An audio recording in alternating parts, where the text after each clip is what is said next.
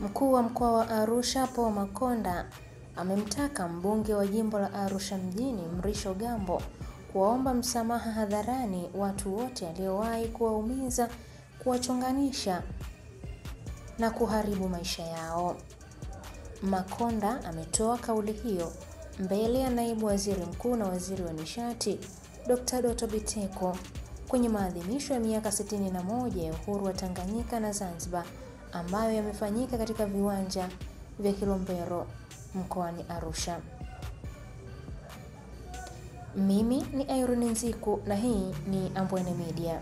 Nimpongeze pia kaka yangu Mrisho Gambo. Simama kwanza akuone.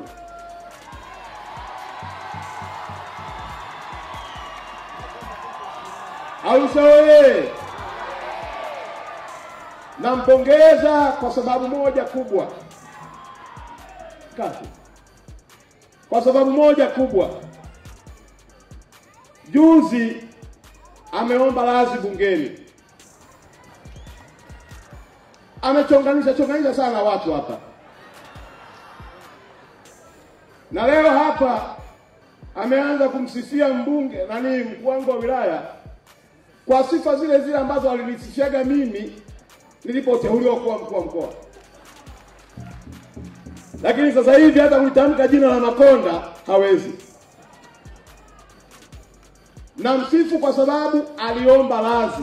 Alikuwa anaenda kuharibu maisha ya watu kwa kuwadanganya wabunge, na bunge isingekuwa makini na waziri wetu Mchengerwa kuwa imara, leo hii kuna watu wangepoteza kazi kwa uongo wake.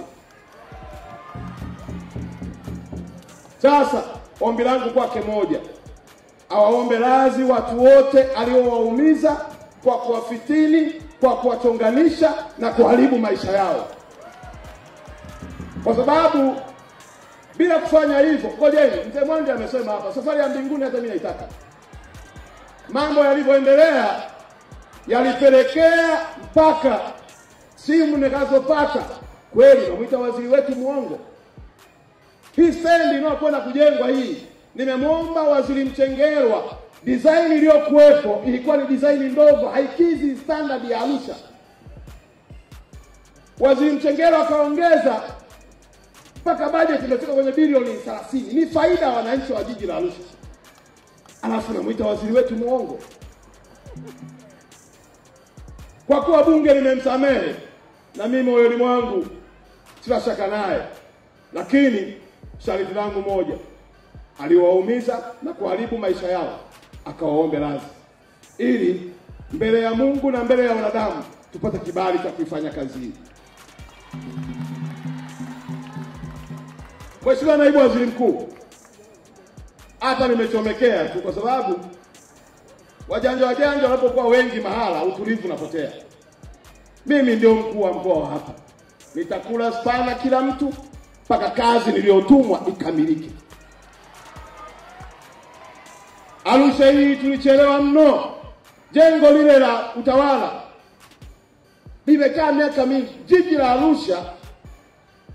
Arusha wanatumia jengo la mwaka 1959.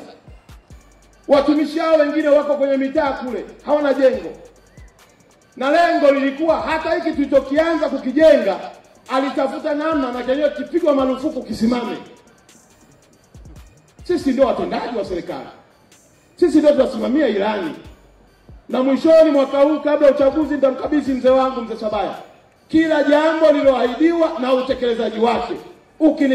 Mimi ni kama reli, ukikaa mbele yangu kwenye treni na kwenda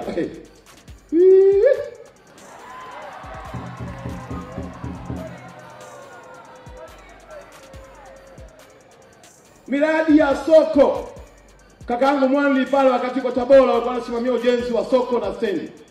Kakaangu Mongera alipokuwa Mwanza ndio alisimamia ujenzi wa soko na stendi za Mwanza. Mimi nilipokuwa Dar es Salaam ndio nikasimamia stendi ya Ubungo. Hapa Arusha majungu, fitina, ushirikina. Nimesema mwisho umefika. Nasemaga siku zote mimi nikae siku moja, lakini alama ya kazi niliyotumwa ya kuwapigania wananchi ipate nafasi yake. Kwa hiyo Mheshimiwa Naibu Waziri Mkuu, nakushukuru sana kwa kutunganishia umeme wa vijijini. Leo umejionea na nilitamani upite kwenye hiyo ratiba ili uweze kuona kazi yako njema inayofanya. Watu wakiambiwa kuna extension imejengwa kubwa ya kupokea umeme kutoka Nairobi au kupeleka Nairobi, walikuwa hawajawahi kuiona. Lakini vyombo vya habari leo vitapata nafasi ya kuonyesha Tanzania uwekezaji mkubwa uliofanya katika infrastructure ya umeme ndani ya mkoa wetu wa Arusha. Ili hata ikitokea hitilafu kwenye gridi ya taifa huko, Arusha bado inaweza kupokea umeme kutoka nchi jirani na maisha yetu yakaendelea. Lakini pia tunapeleka kwenye mradi wa maji mkubwa. Mradi huo ni mkubwa sana.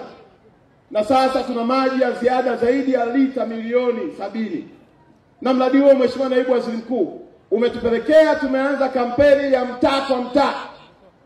Na watu wa maji tumewaambia wawaunganishe wananchi, hata kama hawana pesa ya kulipa kwa mkupuo, watakuwa wanalipa taratibu huku maji wanayatumia. Sababu hiyo ndio ndoto ya Chama cha Mapinduzi chini ya Daktari Samia Suluhu Hassan.